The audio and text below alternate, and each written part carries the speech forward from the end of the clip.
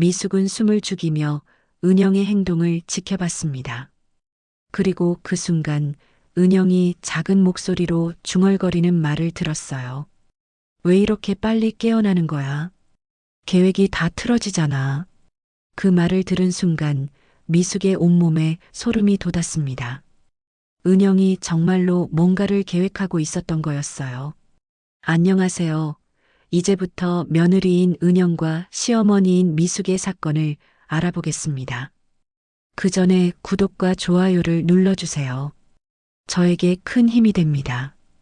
경상북도 깊숙한 산골 마을, 구불구불한 산길 끝에 자리한 낡은 기와집에서 정미숙은 혼자만의 시간을 보내고 있었습니다. 올해 68이 된 미숙의 하루는 언제나 똑같았습니다. 새벽 5시에 일어나 마당의 닭들에게 모이를 주고 텃밭의 배추와 물을 살피며 하루를 시작하죠. 오늘도 또 혼자구나. 미숙은 작은 부엌에서 혼잣말을 중얼거리며 보리차를 끓였습니다. 가스레인지 위에 놓인 낡은 주전자에서 김이 모락모락 올라오는 모습을 바라보며 문득 남편 생각이 났습니다. 벌써 10년 전 일이었죠. 그때 남편은 새벽 농사일을 나가던 중 트랙터 사고로 세상을 떠났습니다. 갑작스러운 일이었어요. 남편이 떠난 뒤 의지할 곳은 외아들 정성호뿐이었습니다. 하지만 성호마저 몇 년 뒤 암으로 세상을 떠나면서 미숙에게 남은 가족은 며느리 나은영뿐이 되었습니다. 은영은 아들과 결혼한 지 얼마 되지 않아 남편을 잃었지만 시어머니를 모시기보다는 도시로 나가 새로운 삶을 선택했습니다. 그래도 가끔 전화는 하니까 고마워해야지. 미숙은 스스로를 달래며 보리차를 홀짝였습니다. 은영은 한 달에 한두 번 정도 안부 전화를 걸어왔습니다. 통화 내용은 대개 비슷했어요. 건강은 괜찮은지, 돈은 부족하지 않은지, 병원은 제때 다니고 있는지 물어보는 정도였죠. 하지만 실제로 집에 찾아오는 일은 거의 없었습니다. 그런데 최근 들어 이상한 일들이 벌어지기 시작했습니다. 은영의 전화 횟수가 갑자기 늘어났거든요. 그것도 건강 상태에 대한 질문이 유독 많아졌어요. 어머니, 혹시 가슴이 아프거나 숨이 가쁘지 않으세요? 병원에서 뭐라고 하던가요? 심장 쪽은 괜찮다고 하셨죠? 이런 식으로 말이죠. 더 이상한 건 며칠 전 은영이 전화해서 한 말이었습니다. 어머니, 혹시 보험 서류 같은 거 정리해 두셨어요? 요즘 세상에 미리미리 준비해 두는 게 좋잖아요. 특히 생명보험이나 의료보험 말이에요. 그때는 단순히 걱정하는 말로 들었는데 지금 생각해 보니 뭔가 이상했습니다. 보험 설계사인 은영이 왜 갑자기 보험 서류 정리를 물어본 걸까요? 미숙은 안방으로 들어가 서랍에서 낡은 수첩을 꺼냈습니다. 수첩 안에는 은영의 전화번호와 주소가 적혀 있었고 그 아래로는 병원 진료 날짜들이 빼곡히 기록되어 있었어요. 최근 들어 가슴이 답답하고 숨이 가빠지는 증상이 자주 나타났거든요. 마을 보건소에 가서 진료를 받아보니 의사는 나이 때문이라며 큰 병원에서 정밀 검사를 받아보라고 권했습니다. 은영이한테 말해야 하나?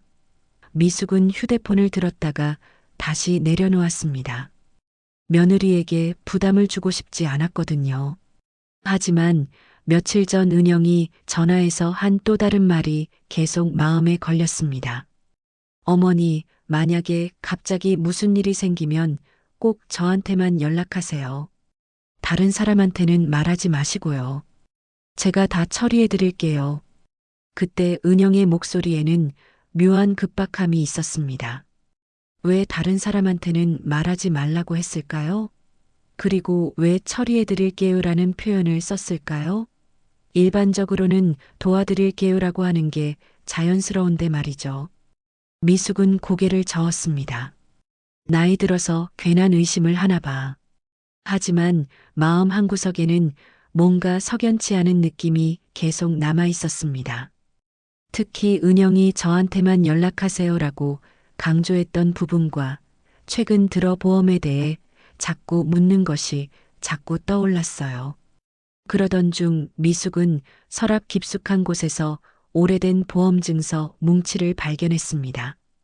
남편이 생전에 가입해둔 것들과 아들 성우가 결혼 후 추가로 가입시켜준 것들이었어요. 보험 증서들을 하나씩 살펴보니 생각보다 많은 보험에 가입되어 있었습니다. 생명보험, 의료보험, 상해보험까지. 그런데 이상한 건 몇 개의 보험 증서에 은영의 이름이 수익자로 적혀 있다는 점이었습니다. 언제 이런 걸 해놨지? 미숙은 기억을 더듬어 봤지만 명확하게 떠오르지 않았습니다. 아마도 아들이 살아있을 때 가족들끼리 정리한 것 같은데 그때는 별로 신경 쓰지 않았거든요. 그날 오후 미숙은 평소보다 더 심한 가슴 통증을 느꼈습니다. 마치 누군가 가슴을 꽉 조이는 것 같은 느낌이었어요. 숨을 쉬는 것조차 힘들어졌고 온몸에 식은땀이 흘렀습니다. 미숙은 겨우 마루에 주저앉으며 휴대폰을 찾았지만 손에 힘이 들어가지 않아 전화를 걸 수도 없었습니다. 이러면 안 되는데. 미숙은 간신히 중얼거렸지만 의식이 점점 흐릿해졌습니다. 그 순간 문득 은영의 목소리가 귓가에 맴돌았습니다. 어머니, 제가 다 처리해 드릴게요. 왜 그 말이 지금 이렇게 무섭게 들리는 걸까요? 미숙의 시야가 흐려지면서 마지막으로 떠오른 생각은 은영이었어요. 은영인 날 기억이나 할까? 하지만 동시에 마음 깊은 곳에서는 다른 생각이 스쳐갔습니다. 혹시 은영이가 내 보험을. 그 생각을 끝까지 이어가기도 전에 미숙은 그만 정신을 잃고 말았습니다. 몇 시간 후 평소 미숙과 가까이 지내던 옆집 할머니가 저녁 인사를 하러 왔다가 마루에 쓰러진 미숙을 발견했습니다. 미숙아, 미숙아. 놀란 할머니는 즉시 119에 신고했고 구급차가 도착해 미숙을 병원으로 급히 이송했습니다. 그때 미숙의 의식은 완전히 사라진 상태였습니다. 병원 응급실에서는 의료진들이 바쁘게 움직이고 있었고 미숙의 상태는 위급해 보였습니다. 그리고 그때 누군가 미숙의 휴대폰으로 전화를 걸고 있었습니다. 화면에는 은영이라는 이름이 떠올랐지만 아무도 그 전화를 받지 않았습니다. 응급실 간호사가 미숙의 가방에서 신분증을 찾아 가족에게 연락을 취하려고 했을 때 휴대폰이 또다시 울렸습니다. 이번에도 은영이었습니다. 마치 미숙이 쓰러진 것을 알고 있기라도 한 것처럼 말이죠. 병원 응급실의 형광등이 차갑게 내리쪼이는 가운데 정미숙은 침대 위에 의식을 잃은 채 누워 있었습니다. 의료진들이 분주하게 움직이며 각종 검사를 진행하고 있었죠. 심전도 모니터에서는 불규칙한 신호음이 울려 퍼지고 있었고 미숙의 얼굴은 창백하기 그지없었습니다. 가족분 연락은 됐나요? 담당 의사가 간호사에게 물었습니다. 간호사는 고개를 저으며 대답했어요. 휴대폰으로 계속 전화가 오는데 며느리분인 것 같습니다. 지금 연락드리겠습니다. 간호사가 미숙의 휴대폰을 들고 가장 최근에 걸려온 번호로 전화를 걸었습니다. 몇 번의 신호음 후 전화기 너머로 여성의 목소리가 들려왔어요. 어머니, 어머니 괜찮으세요? 나은영의 목소리였습니다. 그런데 이상했어요. 목소리에 놀라움은 있었지만 왠지 예상하고 있었던 것 같은 느낌이 들었거든요. 안녕하세요. 저는 시립병원 응급실 간호사입니다. 정미숙 어르신께서 의식을 잃고 쓰러지셔서 지금 응급치료를 받고 계시는데요. 전화기 너머로 잠시 침묵이 흘렀습니다. 그리고 은영의 목소리가 다시 들려왔어요. 아, 그렇군요. 저 지금 바로 갈게요. 그런데 어머니 상태가 어떤가요? 많이 위험한가요? 간호사는 의사와 눈을 마주치며 신중하게 대답했습니다. 지금 정밀 검사를 진행 중이라 정확한 상태는 의사 선생님께서 말씀드릴 텐데요. 일단 의식은 회복하지 못하고 계십니다. 의식을 회복하지 못한다는 게 그럼 많이 위험하다는 뜻인가요? 은영의 질문에는 묘한 기대감이 섞여 있는 것 같았습니다. 간호사는 그 뉘앙스를 놓치지 않았어요. 2시간 후 은영이 병원에 도착했습니다. 평소보다 단정하게 차려입은 모습이었는데 마치 중요한 약속이라도 있었던 것처럼 보였어요. 응급실로 들어서는 은영의 표정에는 슬픔보다는 긴장감이 더 역력했습니다. 의사 선생님, 어머니 상태는 어떤가요? 은영이 담당 의사에게 물었습니다. 의사는 차트를 보며 신중하게 말했어요. 지금 심전도와 혈액 검사 결과를 보면 심근경색 의심 소견이 있습니다. 다행히 생명에는 지장이 없을 것 같지만 좀 더 정밀한 검사가 필요한 상황입니다. 그 순간 은영의 얼굴에 스쳐간 표정을 간호사가 놓치지 않았습니다. 실망스러운 듯한 아니면 당황스러운 듯한 표정이었어요. 그럼 완전히 회복될 수 있다는 말씀인가요? 물론입니다. 적절한 치료를 받으시면 충분히 회복 가능합니다. 며느리분께서 잘 보살펴 주시면 되겠네요. 의사의 말에 은영은 어색한 미소를 지었습니다. 그런데 선생님, 혹시 어머니께서 의식을 잃으시기 전에 뭔가 특별한 증상이 있었을까요? 최근에 가슴 통증을 자주 호소하셨거든요. 은영의 질문이었습니다. 의사는 고개를 끄덕였어요. 네, 그런 전조 증상들이 있었다면 더 일찍 병원에 오셨어야 했는데요. 가족분께서 좀 더 관심을 가져주셨으면 좋았을 텐데. 제가 너무 바빠서 자주 못 찾아뵈었어요. 은영의 목소리에 가짜 죄책감이 묻어났습니다. 그런데 선생님, 만약에 어머니께서 더 늦게 발견됐다면 어떻게 됐을까요? 간호사는 이상한 질문이라고 생각했지만 의사는 담담하게 대답했어요. 글쎄요, 심근경색은 골든타임이 중요하니까. 몇 시간 더 늦었다면 위험했을 수도 있겠네요. 그때 은영의 휴대폰이 울렸습니다. 전화를 받는 은영의 목소리가 들려왔어요. 네, 지금 병원에 있어요. 아직 의식은 못 찾으셨는데. 네, 알겠습니다.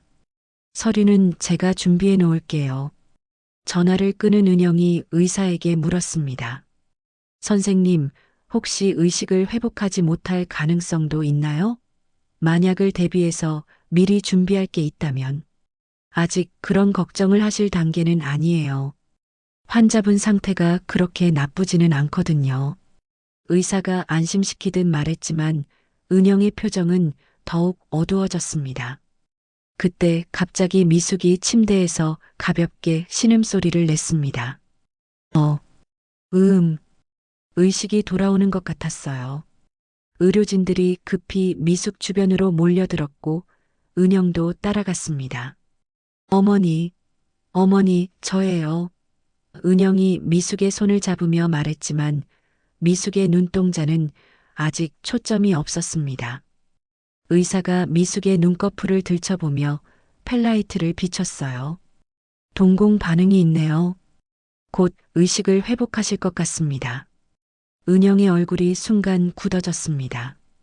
그리고 작은 목소리로 중얼거렸어요. 이럴 리가 없는데. 뭐라고 하셨나요?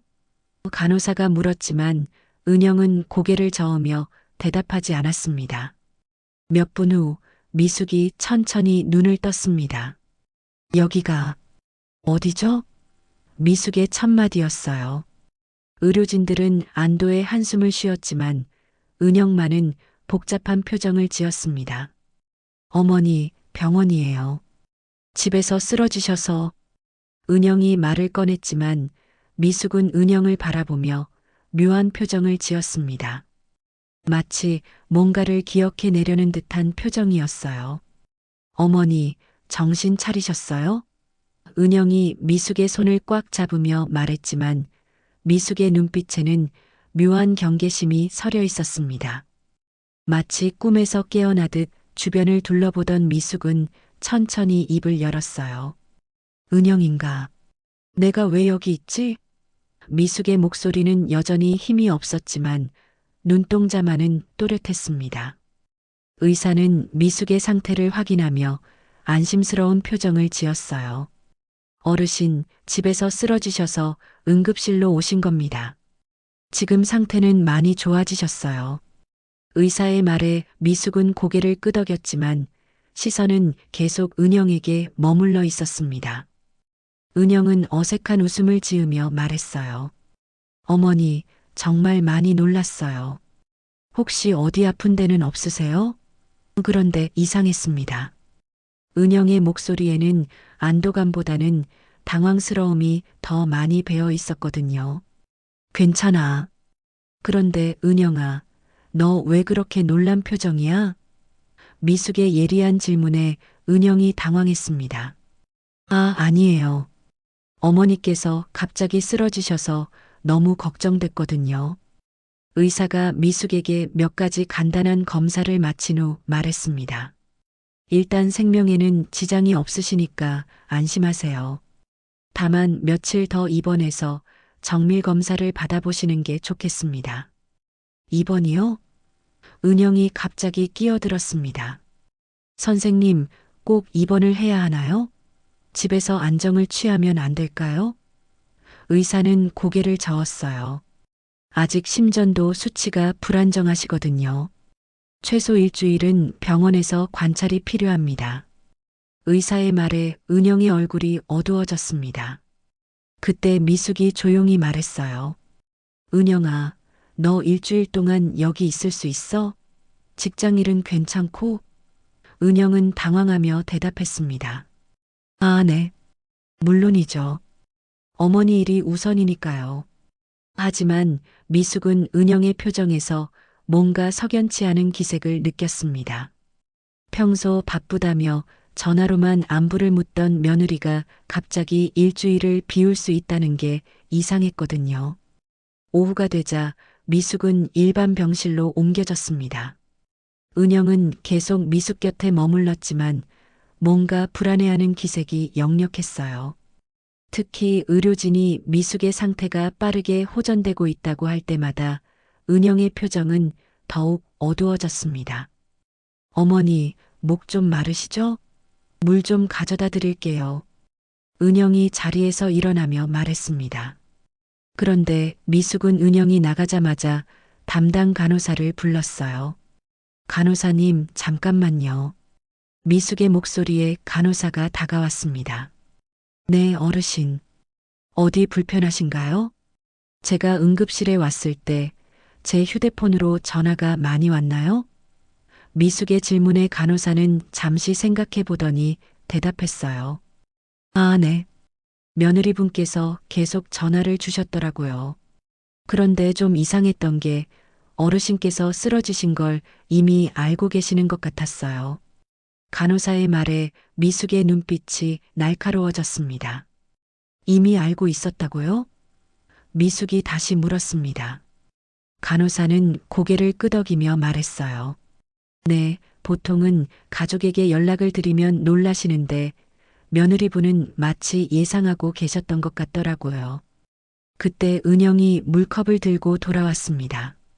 어머니, 간호사님과 무슨 얘기를 하고 계셨어요? 은영의 목소리에는 약간의 경계심이 묻어났습니다. 아무것도 아니야. 그냥 병원 생활에 대해 물어본 거야. 미숙은 태연하게 대답했지만 마음속으로는 여러 가지 생각이 돌고 있었어요. 저녁 시간이 되자 은영은 미숙에게 말했습니다. 어머니, 저 잠깐 밖에 나가서 전화 좀 하고 올게요. 회사에 상황 설명을 해야 해서요. 은영이 나간 후 미숙은 침대에서 일어나 복도 쪽 창문으로 다가갔습니다. 은영이 병원 주차장에서 누군가와 통화하는 모습이 보였어요. 거리가 멀어서 정확한 내용은 들리지 않았지만 은영의 몸짓이 상당히 격양되어 있었습니다. 몇 분 후 은영이 돌아왔을 때 얼굴이 상당히 굳어 있었어요. 어머니, 혹시 보험 관련 서류들 어디에 두셨는지 아세요? 혹시 모르니까 미리 확인해 두는 게 좋을 것 같아서요. 미숙은 순간 소름이 돋았습니다. 자신이 의식을 회복한 지 몇 시간밖에 안 됐는데 벌써 보험 서류를 묻다니. 왜 갑자기 보험 서류를 찾아? 아니에요. 그냥 혹시 모르니까. 병원비도 많이 나올 것 같고. 은영의 대답은 어색했습니다. 은영아, 내가 최근에 내 보험에 대해 자주 물어봤잖아. 왜 그런 거야? 미숙이 직접적으로 물었습니다. 은영은 당황하며 변명을 늘어놓았어요. 어머니께서 나이가 있으시니까 미리 준비하는 게 좋을 것 같아서요.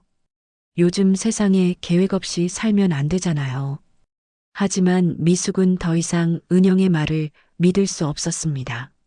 뭔가 이상하다는 직감이 점점 강해졌거든요. 특히 은영이 자신이 빨리 회복되는 것을 못마땅해 하는 기색이 역력했어요. 그날 밤 은영은 미숙 옆에서 잠을 자겠다며 간이 침대를 요청했습니다. 하지만 미숙은 잠들지 못했어요. 은영의 모든 행동이 의심스러웠거든요. 새벽 2시쯤 미숙은 은영이 조용히 침대에서 일어나는 것을 느꼈습니다. 눈을 살짝 뜨고 보니 은영이 미숙의 침대 근처에서 뭔가를 하고 있었어요. 정확히 뭘 하는지는 보이지 않았지만 분명히 수상한 행동이었습니다. 미숙은 숨을 죽이며 은영의 행동을 지켜봤습니다. 그리고 그 순간 은영이 작은 목소리로 중얼거리는 말을 들었어요. 왜 이렇게 빨리 깨어나는 거야? 계획이 다 틀어지잖아. 그 말을 들은 순간 미숙의 온몸에 소름이 돋았습니다. 은영이 정말로 뭔가를 계획하고 있었던 거였어요. 새벽의 정적 속에서 정미숙은 눈을 감은 채 은영의 모든 움직임을 예의주시하고 있었습니다. 은영이 계획이 다 틀어지잖아라고 중얼거린 그 말이 계속 귓가에 맴돌았어요. 도대체 무슨 계획을 말하는 걸까요? 은영은 미숙이 잠들었다고 생각하며 조용히 휴대폰을 꺼냈습니다. 화면의 밝기를 최대한 줄인 채 누군가에게 문자를 보내기 시작했어요. 미숙은 눈을 아주 살짝만 뜨고 은영의 행동을 관찰했습니다. 문자를 다 보낸 은영이 한숨을 깊게 쉬었습니다. 그리고 미숙의 침대 근처로 다가와서는 침대 옆 테이블을 살피기 시작했어요. 뭔가를 찾는 것 같았습니다. 뭘 하고 있는 거야? 미숙이 갑자기 눈을 뜨며 물었습니다. 은영은 깜짝 놀라며 뒤로 물러섰어요. 어머니, 깨셨어요? 저는 그냥 어머니 컵에 물이 있나 확인하고 있었어요. 은영의 목소리가 떨렸습니다. 새벽 2시에 미숙의 날카로운 질문에 은영은 더욱 당황했어요. 어머니께서 목마르실까 봐서요. 밤에 깨시면 물을 드시잖아요. 미숙은 은영을 빤히 바라봤습니다. 은영아, 너 뭔가 숨기는 게 있지? 은영의 얼굴이 창백해졌어요. 무슨 말씀이세요? 저는 어머니 걱정돼서 여기 있는 거예요. 은영이 변명했지만 목소리에는 확신이 없었습니다. 다음 날 아침 담당 의사가 회진을 돌았습니다. 어르신, 어제보다 상태가 많이 좋아지셨네요. 이런 속도로 회복되시면 예상보다 일찍 퇴원하실 수 있을 것 같습니다. 의사의 말에 은영의 얼굴이 순간 굳어졌습니다. 선생님, 정말 빨리 퇴원해도 괜찮을까요? 나이가 있으시니까 좀 더 신중하게 하는 게. 아니에요, 며느리님. 환자분 상태가 생각보다 양호해서 며칠 내로 퇴원 가능할 것 같습니다. 의사가 미소를 지으며 말했지만 은영은 전혀 기뻐하지 않았어요. 의사가 나간 후 은영이 미숙에게 말했습니다. 어머니, 제가 잠깐 원무과에 가서 입원비 관련해서 확인하고 올게요. 은영이 나가자마자 미숙은 간호사를 불렀습니다. 간호사님, 제가 입원하면서 가져온 개인 물품들이 어디 있나요? 미숙의 질문에 간호사가 대답했어요. 침대 및 서랍에 보관되어 있어요. 확인해 보시겠어요? 미숙은 서랍을 열어 자신의 가방을 꺼냈습니다. 가방을 뒤져보니 지갑과 휴대폰, 그리고 몇 가지 개인용품들이 들어 있었어요. 그런데 이상한 점을 발견했습니다. 분명히 집에서 가지고 다니던 보험 증서, 사본들이 없어진 것이었어요. 이상하네. 분명히 가방에 넣어뒀는데. 미숙은 혼잣말을 중얼거렸습니다. 그때 간호사가 다가왔어요. 어르신, 뭔가 찾으시는 게 있으세요? 간호사의 물음에 미숙은 고개를 끄덕였습니다. 네, 제 보험 서류들이 없어진 것 같아서요. 혹시 며느리분께서 가져가신 건 아닐까요? 어젯밤에 어르신 가방을 뒤지시는 걸 봤거든요. 간호사의 말에 미숙의 얼굴이 굳어졌습니다. 어젯밤에 제 가방을 뒤졌다고요? 미숙이 다시 물었습니다. 간호사는 고개를 끄덕이며 설명했어요. 네, 새벽 순찰을 돌다가 봤는데 며느리분께서 어르신 가방에서 뭔가 서류 같은 걸 꺼내시더라고요. 미숙의 가슴이 두근거리기 시작했습니다.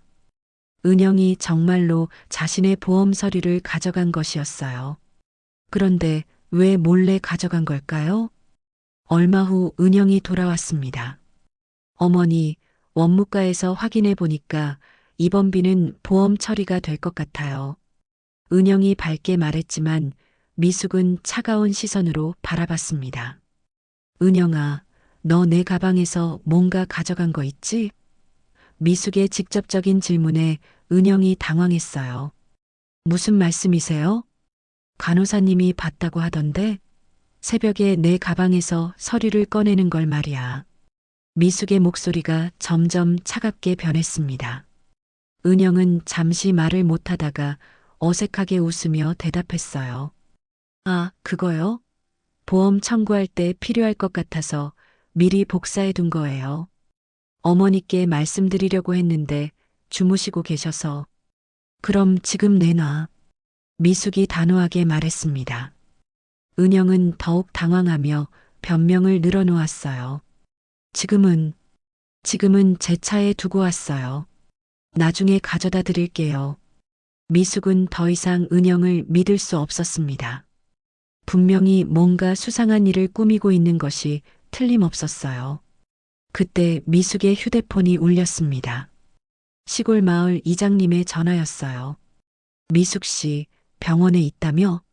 괜찮아? 네, 이장님. 괜찮습니다. 미숙이 대답하자 이장님이 말했어요.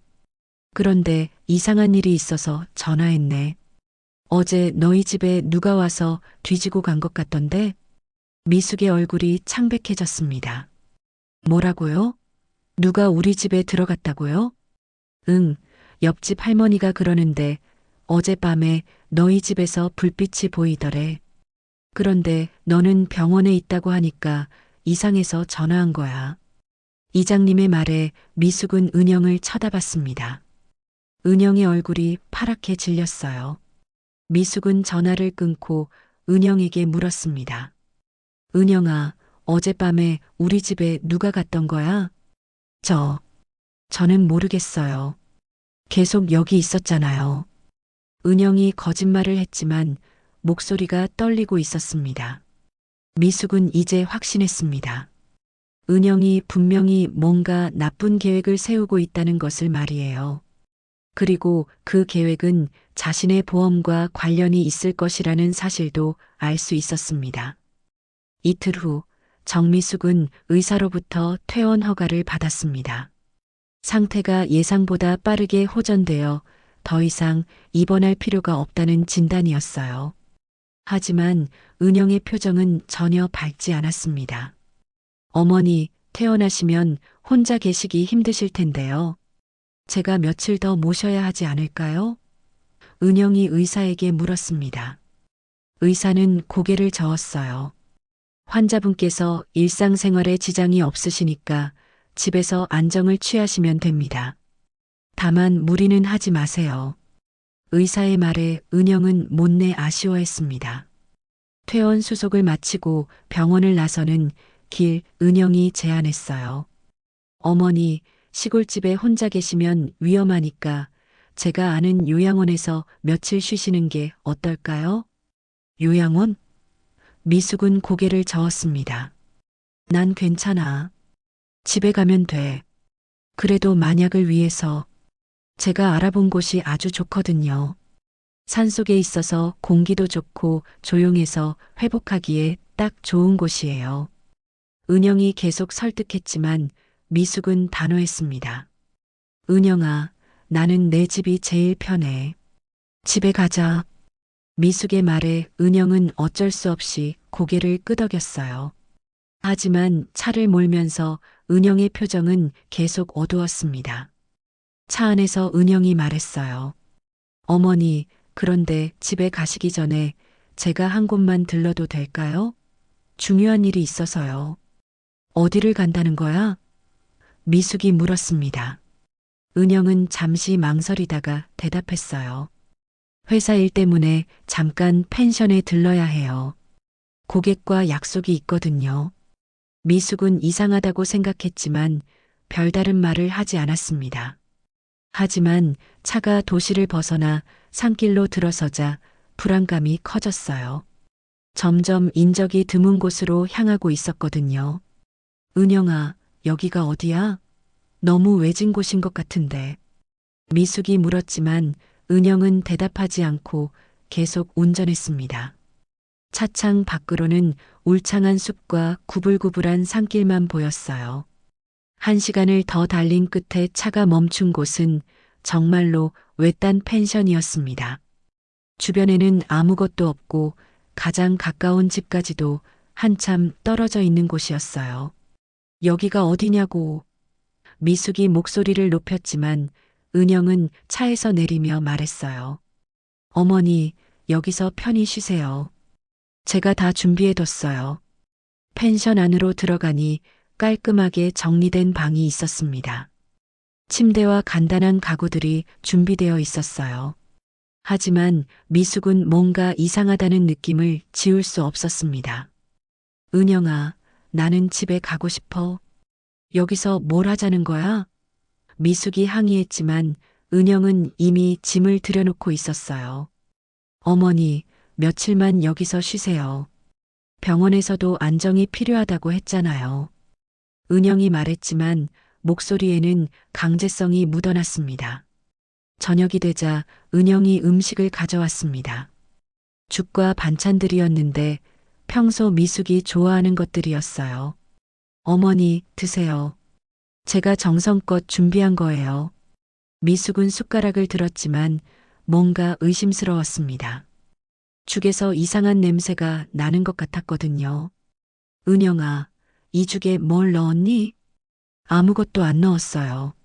그냥 평범한 닭죽이에요. 빨리 드세요. 은영이 재촉했지만 미숙은 숟가락을 내려놓았습니다. 나는 배가 안 고파. 나중에 먹을게. 미숙의 말에 은영의 얼굴이 굳어졌어요. 어머니, 약 드셔야 하는데 죽을 안 드시면 안 돼요. 무슨 약? 미숙이 물었습니다. 은영은 작은 약봉지를 꺼내며 말했어요. 병원에서 처방해준 심장약이에요. 꼭 드셔야 해요. 미숙은 약봉지를 받아 살펴봤습니다. 하지만 이상했어요. 병원에서 받은 약과는 다른 것 같았거든요. 이게 정말 병원 약이야? 당연하죠. 제가 약국에서 직접 받아온 거예요. 은영이 말했지만 미숙은 의심을 거두지 않았습니다. 그날 밤 은영은 미숙에게 약을 먹이려고 계속 시도했습니다. 어머니, 약 안 드시면 안 돼요. 심장에 무리가 갈 수 있어요. 하지만 미숙은 끝까지 거부했어요. 뭔가 이상하다는 직감이 강했거든요. 은영은 점점 초조해했고 결국 포기하고 자신의 방으로 들어갔습니다. 한밤중 미숙은 은영이 전화하는 소리를 들었습니다. 벽이 얇아서 대화 내용이 들렸어요. 안 돼, 계획대로 안 되고 있어. 약을 안 먹으려고 해. 은영의 목소리였습니다. 그럼 어떻게 하라고? 이미 너무 늦었어. 더 이상 기다릴 수 없다고. 미숙의 온몸에 소름이 돋았습니다. 은영이 정말로 자신을 해치려는 계획을 세우고 있었던 것이에요. 전화가 끝난 후 은영이 미숙의 방으로 조용히 들어왔습니다. 미숙은 잠든 척했지만 은영의 움직임을 주의 깊게 관찰했어요. 은영은 미숙의 침대 근처에서 뭔가를 준비하고 있었습니다. 어둠 속에서 정확히 뭘 하는지는 보이지 않았지만 분명히 위험한 일이었어요. 그때 미숙은 침대 밑에 떨어진 작은 녹음기를 발견했습니다. 병원에서 나올 때 가방에서 흘러나온 것 같았어요. 미숙은 조용히 녹음기를 켜두었습니다. 혹시 모를 상황에 대비해서 말이죠. 은영은 미숙이 깊이 잠들었다고 생각하며 중얼거렸어요. 이번에는 확실히 해야 해. 더 이상 실수는 용납될 수 없어. 미숙은 숨을 죽이며 은영의 다음 행동을 기다렸습니다. 과연 은영이 무엇을 하려는 걸까요? 새벽 3시 정미숙은 은영의 발걸음 소리에 깨어났습니다. 눈을 살짝 뜨고 보니 은영이 손에 뭔가를 들고 침대 근처로 다가오고 있었어요. 어둠 속에서 정확히 뭔지는 보이지 않았지만 확실히 위험한 물건인 것 같았습니다. 이번에는 확실히 끝내야 해. 은영이 작은 목소리로 중얼거렸습니다. 미숙은 온몸이 굳어졌지만 계속 잠든 척을 유지했어요. 침대 밑에 녹음기가 모든 소리를 기록하고 있다는 것이 유일한 위안이었습니다. 은영은 미숙의 호흡을 확인한 후 손에 들고 있던 것을 침대 옆 테이블에 올려놓았어요. 작은 약병과 주사기였습니다. 미숙의 심장이 격렬하게 뛰기 시작했지만 절대 움직이지 않으려고 애썼어요. 미안해, 어머니. 하지만 이럴 수밖에 없어요. 은영이 속삭이며 주사기에 약물을 뽑아 올렸습니다. 그 순간 미숙은 직감적으로 알았어요. 저 주사를 맞으면 정말로 죽을 수도 있다는 것을 말이죠. 은영이 미숙의 팔을 잡으려는 순간 펜션 밖에서 갑작스러운 소음이 들렸습니다. 자동차 엔진 소리와 발걸음 소리였어요. 은영은 깜짝 놀라며 주사기를 숨기고 창문으로 다가갔습니다. 누가 이런 새벽에? 은영이 당황하며 중얼거렸어요. 창밖을 내다보니 시골 마을의 이장님과 몇 명의 마을 사람들이 펜션으로 다가오고 있었습니다. 문을 두드리는 소리가 울렸습니다. 은영 씨, 계세요? 미숙 씨는 괜찮으세요? 이장님의 목소리였어요. 은영은 완전히 당황했습니다. 잠깐만요. 은영이 대답하며 급히 주사기와 약병을 가방에 숨겼습니다. 그리고 미숙을 깨우는 척하며 말했어요. 어머니, 손님이 오셨어요. 미숙은 그제서야 일어나는 척했습니다. 누가 왔다고? 사실 미숙은 모든 상황을 지켜보고 있었지만 모르는 척해야 했어요. 은영이 문을 열자 이장님이 걱정스러운 표정으로 들어왔습니다. 미숙 씨, 괜찮아요? 갑자기 연락이 안 되고 집에도 안 계시길래 걱정됐어요. 이장님, 어떻게 여기까지 오셨어요? 미숙이 놀란 척하며 물었습니다. 이장님은 옆집 할머니를 가리키며 설명했어요. 이 할머니가 어젯밤에 수상한 사람들이 미숙 씨 집을 또 드나드는 걸 봤다고 하더라고요. 그래서 걱정돼서 찾아왔는데 집에 아무도 없어서 며느리한테 전화했더니 여기 있다고 하더군요. 미숙은 순간 이해했습니다. 은영이 자신의 위치를 말할 수밖에 없었던 것이었어요. 다른 핑계를 댈 수 없었던 거죠. 그런데 왜 이런 외진 곳에 계세요? 이장님이 의아해하며 물었습니다. 은영이 급히 변명했어요. 어머니께서 병원에서 퇴원하셔서 조용한 곳에서 요양하시라고 제가 모셔온 거예요. 하지만 옆집 할머니가 이상하다는 표정을 지었어요. 그런데 미숙이가 이런 곳을 좋아할 리가 없는데 평생 집만 지키던 사람이. 맞아요, 이장님. 저는 집이 그리워요. 여기보다는 집에서 쉬고 싶어요. 미숙이 재빨리 말했습니다. 은영의 얼굴이 굳어졌어요. 어머니, 의사가 안정이 필요하다고 했잖아요. 은영이 억지로 웃으며 말했지만 이장님은 고개를 저었습니다. 아니야, 미숙이가 집에 가고 싶다면 집으로 가야지. 우리가 모셔다 드릴게. 이장님의 제안에 미숙은 안도의 한숨을 쉬었어요. 그럴 필요 없어요. 제가 모셔다 드릴게요. 은영이 만류했지만 이장님은 단호했습니다. 아니야, 우리가 가는 길이니까 우리가 모셔다 드리지. 은영 씨는 바쁜 일이 많을 텐데 괜찮아. 이장님이 미숙의 짐을 챙기기 시작했어요. 은영은 어쩔 수 없이 승낙할 수밖에 없었습니다. 하지만 표정은 매우 어두웠어요. 계획이 완전히 틀어진 것이었거든요. 어머니, 그럼 저는 일단 회사 일을 마저 처리하고 나중에 찾아뵐게요. 은영이 억지 웃음을 지으며 말했습니다. 미숙은 고개를 끄덕였지만 마음속으로는 안도하고 있었어요. 짐을 챙기는 동안 미숙은 조심스럽게 침대 밑에 녹음기를 주머니에 넣었습니다. 이제 은영의 모든 계획이 녹음되어 있었어요. 이장님의 차에 타면서 미숙은 뒤를 돌아봤습니다. 은영이 펜션 앞에서 휴대폰으로 누군가에게 급하게 전화를 걸고 있었어요. 아마도 실패한 계획에 대해 보고하는 것 같았습니다. 미숙아, 며느리가 좀 이상하더라. 뭔가 숨기는 것 같던데? 이장님이 조심스럽게 물었습니다. 미숙은 잠시 망설이다가 대답했어요. 이장님, 저한테 좀 이상한 일들이 일어나고 있어요. 혹시 저 녹음기 들어보실 수 있나요? 미숙이 주머니에서 녹음기를 꺼내며 말했습니다. 녹음기를 들어본 이장님과 마을 사람들의 얼굴이 점점 굳어졌어요. 은영이 주사기를 준비하며 한 말들, 그리고 이번에는 확실히 끝내야 해라고 중얼거린 말들이 모두 녹음되어 있었거든요. 이건 큰일이네.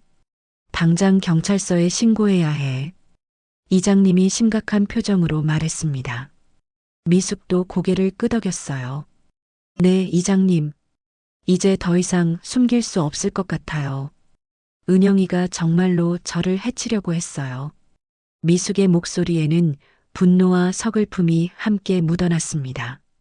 차는 경찰서를 향해 달려갔고 미숙은 마침내 진실을 밝힐 수 있다는 희망을 품었습니다. 하지만 은영이 과연 순순히 포기할까요? 경찰서에 도착한 정미숙은 담당 형사 앞에서 녹음기를 재생했습니다. 은영이 이번에는 확실히 끝내야 해라고 중얼거리는 음성과 주사기를 준비하는 소리가 또렷하게 들렸어요. 형사의 표정이 점점 심각해졌습니다. 이건 명백한 살인 미수 사건이네요. 즉시 수사에 착수하겠습니다. 형사가 말하며 녹음기를 증거물로 접수했어요. 그리고 미숙에게 자세한 진술을 요청했습니다. 미숙은 처음부터 차근차근 설명했습니다. 은영이 최근 들어 보험에 대해 자주 물어본 것, 자신이 쓰러진 후 은영의 이상한 행동들, 그리고 펜션에서 벌어진 일까지 모든 것을 털어놓았어요. 그런데 형사님, 혹시 장례식장 감시 카메라도 확인해 보실 수 있나요? 제가 의식을 잃었을 때 벌어진 일들이 녹화되어 있을 거예요. 미숙의 제안에 형사는 고개를 끄덕였습니다. 2시간 후 형사가 중요한 증거를 가지고 돌아왔어요. 정미숙 씨, 정말 큰일 날 뻔했습니다. 장례식장 감시 카메라를 확인해 보니 충격적인 장면들이 나왔어요. 형사는 컴퓨터 화면을 미숙에게 보여주었습니다. 화면에는 미숙이 의식을 잃고 병원에 실려간 직후 은영이 장례식장에 미리 연락하는 모습이 찍혀 있었어요. 며느리분이 의사에게 이렇게 말하더군요. DNR 서명은 이미 받아놨습니다. 빨리 정리해 주세요. 그런데 실제로는 그런 서명을 받은 적이 없죠? 형사의 질문에 미숙은 고개를 저었습니다. 전혀 없어요. 그런 얘기조차 들어본 적이 없어요. 미숙의 대답에 형사는 심각한 표정을 지었어요. 화면에는 더 충격적인 장면이 이어졌습니다. 은영이 의사와 장례식장 직원들에게 어머니께서 이미 모든 준비를 다 해놓으셨어요. 최대한 빨리 진행해 주세요라고 말하는 모습이었어요. 그리고 이게 가장 중요한 증거입니다. 형사가 다른 파일을 열었어요. 보험회사에서 제공한 자료였습니다. 며느리분이 어르신 명의로 가입한 보험이 총 6건이에요. 보험금 총액이 8억 원이 넘습니다. 미숙은 깜짝 놀랐습니다. 6건이나요? 저는 그렇게 많은 보험에 가입한 기억이 없는데요. 네, 그게 문제입니다. 서명이 모두 위조된 것으로 보여요. 필적 감정 결과 어르신의 실제 서명과는 상당한 차이가 있었습니다. 형사의 설명에 미숙은 분노가 치밀어 올랐어요. 그때 경찰서 문이 열리며 은영이 들어왔습니다. 어머니, 어디 계신 줄 알고 얼마나 걱정했는지 몰라요. 은영은 연기라도 하듯 걱정스러운 표정을 지었지만 경찰들이 자신을 주시하고 있다는 것을 알아차렸어요. 나은영 씨죠? 정미숙 씨의 며느리 맞습니까? 형사가 차가운 목소리로 물었습니다. 은영은 당황하며 대답했어요. 네, 맞습니다. 그런데 왜 경찰서에 체포합니다. 살인 미수 및 보험 사기 혐의로 말입니다. 형사가 수갑을 꺼내자 은영의 얼굴이 창백해졌어요. 잠깐 무슨 말씀이세요? 저는 어머니를 돌보고 있었는데 은영이 변명하려 했지만 형사는 녹음기를 재생했습니다. 이번에는 확실히 끝내야 해. 은영 자신의 목소리가 경찰서 안에 울려 퍼졌어요. 은영의 얼굴이 더욱 하얗게 질렸습니다. 이건 오해예요. 제가 그런 말을 한 게 아니에요. 은영이 발버둥 쳤지만 증거는 명확했습니다. 형사는 은영에게 수갑을 채우며 말했어요. 감시 카메라 영상과 보험 서류 위조 증거까지 모두 확보했습니다. 변명의 여지가 없어요. 어머니, 저를 도와주세요. 이건 정말 오해예요. 은영이 미숙에게 애원했지만 미숙은 차가운 시선으로 바라볼 뿐이었어요. 은영아, 너는 내가 정말 죽기를 바랐구나. 미숙의 목소리에는 깊은 상처와 분노가 묻어났습니다. 내 아들을 지워버린 것도 모자라서. 어머니, 아니에요. 저는 정말. 은영이 계속 변명했지만 미숙은 더 이상 듣고 싶지 않았어요. 형사가 은영을 조사실로 끌고 가면서 추가 증거들을 제시했습니다. 펜션에서 발견된 주사기와 약물도 압수했습니다. 감정 결과 치사량의 독성 물질이 들어 있었어요. 미숙은 소름이 돋았습니다. 정말로 죽을 뻔했던 것이었어요. 만약 이장님과 마을 사람들이 그때 나타나지 않았다면, 그리고 보험회사에서 추가 조사한 결과 며느리분이 이미 보험금 청구 서류까지 미리 준비해놨다고 하네요. 어르신이 사망하시자마자 즉시 접수할 계획이었던 것 같습니다. 형사의 말에 미숙은 더욱 충격을 받았어요. 그럼 은영이는 처음부터 계획을 세우고 있었던 거네요. 미숙이 힘없이 말했습니다. 형사는 고개를 끄덕이며 대답했어요. 네, 최소 몇 개월 전부터 치밀하게 준비한 것으로 보입니다. 어르신께서 현명하게 대처하셨기 때문에 큰 화를 면하신 거예요. 조사실에서 들려오는 은영의 울음소리가 경찰서 복도까지 울려 퍼졌습니다. 하지만 미숙은 더 이상 동정심을 느끼지 않았어요. 자신을 죽이려 했던 며느리에게 남은 감정은 실망과 분노뿐이었습니다. 형사님, 앞으로 어떻게 되는 건가요? 미숙이 물었습니다. 형사는 진지한 표정으로 대답했어요. 증거가 명확하니까 기소는 확실하고 살인 미수와 보험 사기로 상당한 형량을 받을 것 같습니다. 어르신께서는 이제 안전하세요. 미숙은 깊은 한숨을 쉬었습니다. 드디어 모든 진실이 밝혀진 것이었어요. 사건이 마무리된 지 석 달이 지났습니다. 나은영은 살인 미수와 보험 사기 혐의로 징역 12년을 선고받았어요. 법정에서 마지막까지 억울하다고 주장했지만 너무나 명확한 증거들 앞에서는 어쩔 도리가 없었습니다. 정미숙은 다시 시골 마을의 작은 집으로 돌아왔습니다. 텃밭에 배추와 무들이 파릇파릇하게 자라고 있었고 마당의 닭들도 여전히 정겹게 울고 있었어요. 모든 것이 예전과 같아 보였지만 미숙의 마음만은 완전히 달라져 있었습니다. 할머니, 진짜 죽었다 살아났다면서요? 동네 아이들이 호기심 어린 눈으로 물어왔습니다. 미숙은 조용히 웃으며 대답했어요. 그렇지. 할머니가 정말 위험할 뻔했는데 다행히 살아났단다. 아이들은 신기하다는 표정을 지으며 더 많은 것을 물어보려 했지만 미숙은 그만 들어가자며 자리를 피했습니다. 사실 미숙에게는 아직 정리되지 않은 감정들이 많았어요. 며느리에게 배신당했다는 상처, 죽을 뻔했다는 공포, 그리고 외아들마저 잃은 채로 홀로 남겨졌다는 외로움까지. 이 모든 것들이 마음속에서 복잡하게 얽혀 있었습니다.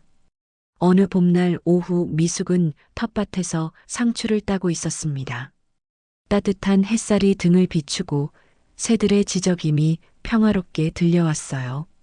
그때 낯선 번호로 전화가 걸려왔습니다. 여보세요? 미숙이 조심스럽게 받았습니다. 전화기 너머로 익숙한 목소리가 들려왔어요. 어머니, 저 은영이에요. 은영의 목소리였습니다. 미숙의 손이 순간 떨렸어요. 너, 어떻게 전화를? 미숙이 당황하며 물었습니다. 은영은 흐느끼는 목소리로 대답했어요. 교도소에서 전화드리는 거예요. 어머니, 한 번만 만나주세요. 제발이요. 미숙은 잠시 말을 잇지 못했습니다. 자신을 죽이려 했던 며느리의 목소리를 듣는 것만으로도 가슴이 철렁했거든요. 무슨 할 말이 있다고? 미숙이 차가운 목소리로 물었습니다. 은영은 계속 울먹이며 말했어요. 어머니, 저는 정말 미쳤었어요. 제가 왜 그런 생각을 했는지 지금도 이해할 수 없어요. 용서해 주세요. 용서? 미숙의 목소리에 분노가 섞였습니다. 너는 나를 죽이려고 했어. 내 아들의 어머니를 말이야. 죄송해요. 정말 죄송해요. 저는 그때 너무 절망적이었어요. 빚에 쪼들리고 살 길이 막막해서. 은영이 변명했지만 미숙은 듣고 싶지 않았어요. 그래서 시어머니를 죽여서 보험금을 타려고 했다는 거야? 미숙의 목소리가 점점 높아졌습니다. 내가 너한테 뭘 잘못했는데? 전화기 너머로 은영의 흐느낌만 들렸습니다. 미숙은 깊게 숨을 쉬며 마음을 진정시키려 했어요. 어머니, 저 정말 후회하고 있어요. 매일 밤 잠들 때마다 어머니 생각에 잠을 못 자요. 제가 정말 어리석었어요. 은영의 목소리에는 진심 어린 후회가 묻어났습니다. 미숙은 잠시 침묵을 유지했습니다. 분노와 실망, 그리고 어딘가 남아있는 연민이 복잡하게 얽혀 있었어요. 은영아, 넌 내 아들의 아내였어. 그런 너한테 배신당했다는 게 얼마나 아픈지 알아? 미숙의 목소리에 슬픔이 묻어났습니다. 알아요, 어머니. 저는 용서받을 자격도 없어요. 하지만 그래도 한 번만 사과드리고 싶었어요. 은영이 간절하게 말했습니다. 미숙은 오랫동안 생각에 잠겼습니다. 자신을 죽이려 했던 며느리를 용서할 수 있을까요? 아니면 끝까지 원망하며 살아가야 할까요? 은영아, 나는 너를 용서할 수 없어. 하지만 미숙이 잠시 멈춘 후 계속 말했습니다. 하지만 내가 이렇게 살아있는 건 분명 이유가 있을 거야. 어머니, 은영의 목소리에 희망이 섞였습니다. 내가 그때 눈 떴던 건 아마도 진실을 밝히라는 뜻이었을 거야. 그리고 이제 그 일은 끝났어. 미숙이 담담하게 말했습니다. 그럼 어머니께서 저를. 은영이 기대에 찬 목소리로 물었지만 미숙은 고개를 저었어요. 용서는 할 수 없지만 미워하지도 않을게. 너도 이제 내가 한 일에 대한 대가를 치르고 있으니까. 미숙의 목소리는 차분했습니다. 어머니, 정말 감사해요. 저는 앞으로 어떻게 살아야 할까요? 은영이 막막하다는 듯 물었습니다. 그건 내가 결정할 일이야. 다만 다시는 누군가를 해치려는 생각은 하지 마라. 미숙이 단호하게 말했습니다. 전화를 끊은 후 미숙은 텃밭에 주저앉았습니다. 복잡한 감정들이 가슴속에서 소용돌이치고 있었어요. 하지만 이상하게도 마음 한편에서는 평화로움이 찾아오고 있었습니다. 내가 이렇게 가는구나. 은영인 날 기억이나 할까? 예전에 쓰러지면서 했던 그 생각이 떠올랐어요. 하지만 이제는 다른 의미로 다가왔습니다. 미숙은 천천히 일어나서 집 안으로 들어갔습니다. 그리고 서랍에서 작은 녹음기를 꺼냈어요. 이제는 더 이상 필요하지 않은 물건이었지만 자신의 생명을 구해준 소중한 증거였습니다. 그때 안 눈 떴으면 내가 아직도 속고 살았겠지. 미숙은 조용히 혼잣말을 했습니다. 그리고 창밖을 바라보며 깊은 숨을 쉬었어요. 이제 정말로 새로운 시작이었습니다. 혼자이지만 더 이상 외롭지 않았어요. 자신을 지켜낸 강인함과 진실을 밝혀낸 용기가 있었으니까요. 저녁 무렵 마을 사람들이 미숙을 찾아와 함께 저녁을 먹자고 했습니다. 미숙은 미소를 지으며 그들과 함께 따뜻한 시간을 보냈어요. 이제 더 이상 혼자가 아니었습니다.